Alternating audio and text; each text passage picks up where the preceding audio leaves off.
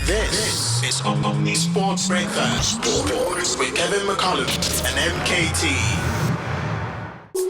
The blood is still on the streets from the massacre at the FNB Stadium on the weekend. Kaizer Chiefs fans are still processing. Some are sad, some are mad. But is it all bad? Kaizer Chiefs fan is joining us now for an unpopular opinion this morning. Larry, what's on your mind, pal? A lot is on my mind, brother. A lot is on my mind. But yeah, look, I'm just glad that the fourth has now come past and it's the fifth. I've had a tough day yesterday. I love that. 4-0, 4-0, Yeah, they say. I mean, the people kept mocking, said, listen, you know what the time is? So, no, it's 12:04. The hardest thing was running the Soweto Marathon, right? And I ran next to this gentleman, and he was a brave guy. He ran through Orlando holding his Chiefs flag. And did that man not get a beating throughout Orlando? But it was awesome. It was awesome. All right, I mean, listen. 4-0, we think to ourselves, coming into it, right? We think to ourselves, okay, they're in the big game. It's sold out. It's at home. You know, they're singing. Kaizer Chiefs people are doing what they're doing with the memes.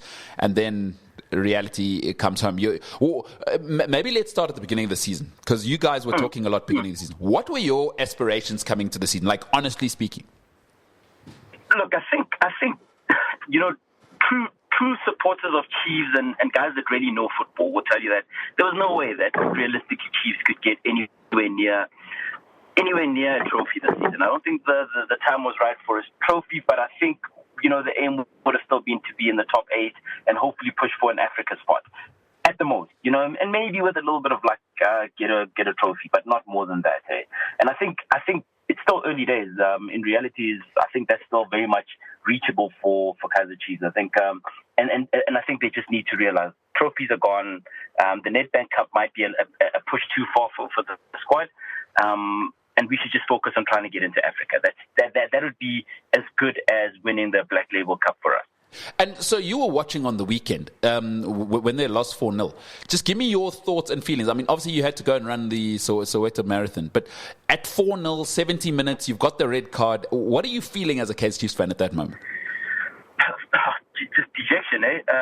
But I'll go one step before that, William, because I think what really for me, I kind of felt that something bad was going to happen in that game, simply because in that first 10 minutes, tempers flared, Sereno got a bit worked up, and you got the sense that the guys were playing the occasion more than the match itself. And you can't go up against a Sundowns team like that. That Sundowns team has played in Africa. They played in stadia where they have 10% of the supporters there in these Arab countries where it's just ridiculous pressure for them on the field, and they just played it down. They knew as long as we can get an early goal, we're going to put Chiefs under pressure. The fans are going to get on their own team's back. They're going to get onto the back of the coach, of the refs. And you kind of got the sense that the Chiefs players fell into that trap, and everything worked in Sundowns' favor. They got the early goal, and everything just happened then. The players started losing their minds, started losing control. The coach got involved on the act, and then from then on it was over. You could see the players' minds were gone, and it was Miguel gets a yellow card. Later, he gets another yellow card. It's a red card. It all just played into it. It was almost like you were watching a Champions League game where Sundowns arrived and they just came with pure experience, and it carried them through that game.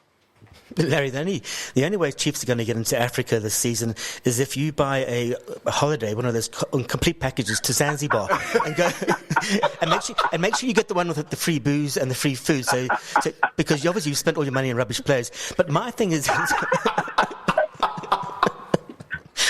Sorry, man. Sorry. Look, I hear you, because it's a stretch. For Chiefs, I still think, and I base it on what I've watched early this season. I still think Chiefs has got a good enough squad to finish in the top 3 or top 4, at the least. I look at the Cape Town City squad. Cape Town City are not really taking off the season. They're really struggling. And I think sooner rather than later, Eric Tinkler is going to be in a lot of problems there. Super Sport are blowing hot and cold. Polokwane City and this is not because I'm a Polokwane boy, but Polokwane City are looking good, and it's only simply because they've got a little bit of stability there. But when you go through all of them, I guess you have obviously, it always happens with a new team that comes into the league. They always seem to, have this new boys swag, and they really perform against big teams. But other than that, I actually think the Chiefs squad, with the coach that they have, they won't win the league, but they definitely have the potential to get into the top 3, at top 5 at the league. Wow. How about that? I mean, that is an unpopular opinion. So you think your side, as it's composed now, with Coach Nabi, could be in the top 3? I think top 3. I think there's a gap between us and Pirates. There's an obvious gap between us and Sundowns. But when I look at all the quality of the other teams and how they started the season, there's a chance there. There's definitely a chance there. There's not one single team for me outside of Pirates, Sundowns, and Magesi that really, showed me that they can really do it. SuperSport, not great. Cape Town City, not great. TS Galaxy haven't won a game this season, and they finished in the top 8 last season. Like I say, the only team for me is Polokwane City that really, but I don't think Polokwane has the pedigree to take them into Africa. But, when you look at it, I don't see, and I mean, go have a look at the log right now. Not really, there's no team that stands out besides Sundowns and Pirates, to be honest. Kev, how do you like these Chiefs guys? I mean, top 3. They not only have they just been, they've lost 4-0. They should have lost to Clinton Larson and Magesi. Yeah, actually, if Clinton Larson and the lads could hold on, and the man's still talking about top 3. There's a great saying. What do you mean we should have lost? What do you mean we should have lost, guys? We didn't lose. But you saw the game, 2-0. I mean, if Magesi could just play a little bit of tic-tac, they would have held on. I love that you think you're in the top 3. You know what you're reminding me of? One of my favorite sayings from Kaizer Chiefs fans, and I don't know how you anglicize it, but they say, "Ikos al pelimoya." It basically never, Baba. Never. No matter what. But look, and we with Magesi as well. I think there's something there that gave me a little bit to take away from Chiefs after Magesi. The Chiefs sides before, a 2-0 down against a team like Magesi would have folded, rolled over, and died. There would have been nothing. But the fact that there's that little fighting spirit, and I think we need to also be fair to Chiefs, guys. We've only this new Chiefs team has only been in place for about 3 or 4 months now.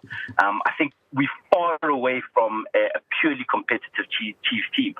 But that was for me a big symbol of how Chiefs has evolved a little bit. There's been a little bit of an evolution because a Chiefs team under Kevin Johnson would have probably put on 4 defenders and tried to stop any more goals coming in. Mudefinteki would have not done anything about what to do. It would have gone bad. But the fact that there was that fighting spirit, for me, shows that there's a little bit of a twist with Chiefs. On top of that is the fact that Chiefs are scoring goals, guys. Chiefs struggled with goals previously. We conceded a lot, but we never scored. But Chiefs are scoring goals. So, there's been an improvement. We shouldn't just base everything down on the Sundowns game. And I mean, by the way, we should have beaten Sundowns the first time around. Here we go. So you should with Magesi that they should you didn't lose, but for you should have won. You see, this is what you people are capable of. But I like that. You should have been a lawyer, Larry. I want to get you out of here on this one. Coach Nabi. Sure. Now you're saying be patient.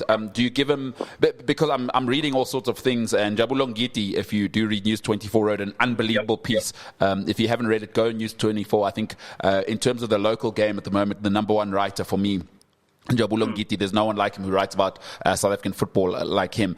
He almost wrote about this kind of idea of saying developing, for how long kind of thing. I'll let you go and read the piece. But for you, Coach Nabi, how long does he get in your mind? Because you seem to be saying, number one, you think you can be the top 3, which is, thank goodness I'm wearing shoes. Otherwise, you would have blown my socks off this morning. But how long do you give Coach Nabi? As Larry is joining us, he's a Kaizer Chiefs fan, and he's given us his unpopular opinion. For me, that is an unpopular opinion. Top 3. How long do you give Coach Nabi? I think you got to give Coach Nabi at the least 3 transfer windows. And when I say 3 transfer windows, we've given him 1 now, and I think he's brought in good players. We need to give him the January transfer window, and then we need to give him the winter transfer window as well in South Africa, the big one next year, June, and then after that, go into second season at the start of the new season, and then judge him based on that. Because I think, to be honest with you, I mean, Chiefs had really poor players. There's a lot of players in that. I think almost 50 to 60% of that squad the Chiefs has at the moment are not the quality of Chiefs. And some of those guys would struggle making it into starting 11s anywhere else in the PSL. So, in my opinion, we need to give him at least 3 transfer windows. And when that season ends, when next season ends, we can go back and have a full assessment of the picture and say, well, look, we got you the players that you wanted. We gave you time to coach this team, and we haven't moved to where we needed to be. But I think you got to be fair on him. And it's the same thing I keep telling people. Sundown's success didn't come overnight. Pito had to work that team, work it. And it was only in the second or third season where Sundown started really producing the results and then build on this dominance. So we got to be fair. But the thing with us Chiefs supporters is, hey man, we like quick fixes, eh? We like, and we want to see results now. And to be honest with you, Chiefs fans are just desperate. We just really need anything. You saw how we celebrated Makufe. Anything for us right now, right? If you call us tomorrow and you say we play for a teaspoon, we will be there and we'll fill up the stadium. Because we just need anything right now. But in all fairness, I think we need to give him at least. I think this transfer window was a big transition transfer window for him. He needed to assess the squad and then get rid of the dead wood and you know how negotiations are behind closed doors with some of the players. The Oxen Tatois, the Zita Guenikas, those kind of guys. They're not going to work in this team. And then you need to give him time to bring his own players and then start working it. So I think we need to be fair. Next transfer window is going to be big for him, but the June, July transfer window is going to be even bigger for him next year. And then only we can start judging him. Larry, I've got some really, really good news for you and Chiefs. There's a special on Zanzibar Beach Break at the 5-star Seacliff Hotel. 21,000 Rand per person per night. And so if you take over 15 of the players, you're looking about, 400K all in. So you can actually get into Africa. That's the only way you're getting into Africa. 10 years without a trophy. Look here, call me back just when we make it into Africa. Okay, I'm telling you, we're going to win the Nedbank Cup. We're going to win the Nedbank Cup. We're going to beat Sundowns 3-0.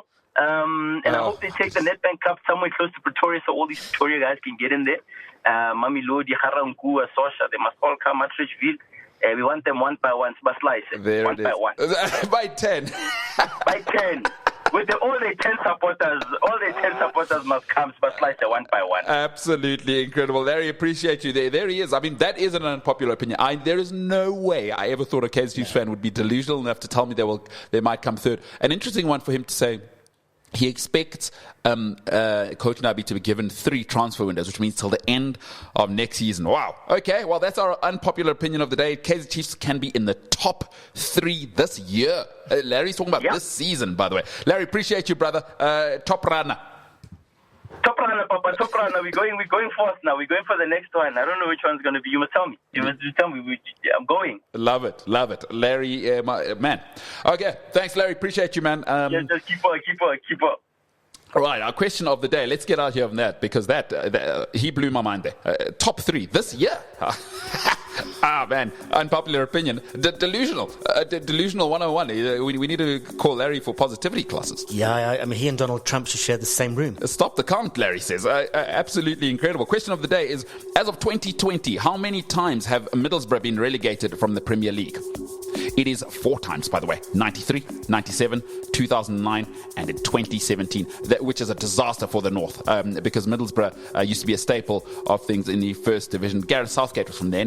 He was captain of Middlesbrough. Really, really good player for them. All right, that is it for today's show. Join us tomorrow as we bring you the greatest of sport from Africa and around the world. Listen live and on demand. Welcome to Omni Sport.